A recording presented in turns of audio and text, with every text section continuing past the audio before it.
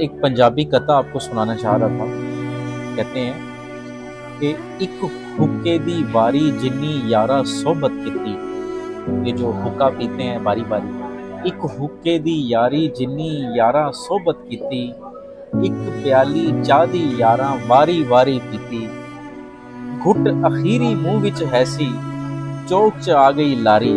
आखिरी घूंट मुंह में था, जो चौक पे लारी आ गई, यानी जिंदगी के अभी आखिरी अयाम चल रहे थे और खुशियां थी अभी, तो आवाज पड़ गई, घुट अखीरी मुंह विच हैसी, चौक च आ गई लारी, जीवन खेड न्यारी बीबा, जीवन खेड न्यारी। यानी वो कहता है कि ये जिंदगी जो है बड़ी अजीब है।